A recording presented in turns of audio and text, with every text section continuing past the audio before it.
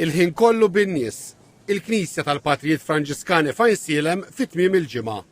Mill-ġimgħa filgħodu sal-ħadd f'nofsinhar kien hawn espost il-kurċifiss mirakolus mill-Knisja ta' Ġiesu fil-Belt. Din kienet it-tieni mawra tal-kurċifiss f'Għawdex. Kien l-aħħar hawnhekk biex ingħata kenn matul it-tieni gwerra dinjija. 80 sena wara il-kurċifiss ma tħallix waħdu. In-nies ġew bil-mijiet mhux biss mal-ġurnata iżda anke matul il-lejl.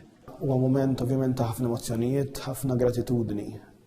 Kull meta aħna nċaqalqu l-kurċifiss mirakolus jiena ngħid tiċċaqlaq Malta u d-darba naħra tiċċaqlaq Għawdex. Minn tfal sa anzjani kienu maquda fit-talb.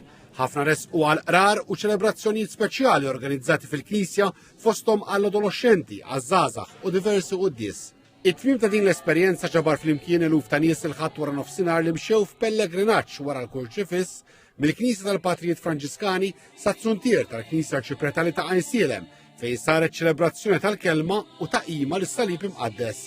Il-gwardjan tal-Knisja ta' Ġiesu fil-Belt, Patri Ramon Farrugia, stqar li f'mumenti bħal dawn jirrealizza kemm bil-ħidma li saret Alla mess il-qlub ta' tant nies. Tibda tiġi konxju ta' dan meta titkellem man-nies meta tara kemm nies permezz din ix-xbija resqu mill-ġdid lejn il-Knisja wara ħafna u ħafna żmien, resqu mill-ġdid lejn is-sagramenti, lejn l-Ewkaristija, lejn il-qrar, esperjenza li tmiss il-qalb.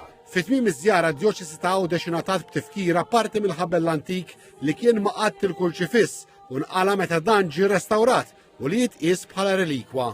Ingħatat ukoll kopja minjatura tal-istess kurċifiss illi Sqof Anton Tew maħabbar illi l-ħabel se jibqa' fil-Knisja tal-Franġiskani f'Ajnsielem u l-minjatura tal-kurċifiss ser titqiegħed fil-Kappella tal-Isptar Ġenerali ta' Għawdex. F'dan ir-randan ta' ġublew iddedikat lit-tama, dan il-kurċifiss ser ikun espost f'Malta nhar il-ġimgħa 4 ta' April fil-Knisja ta' Ġiesu fil-Belt minn sbieħ il-jum sa tard bil-lejl.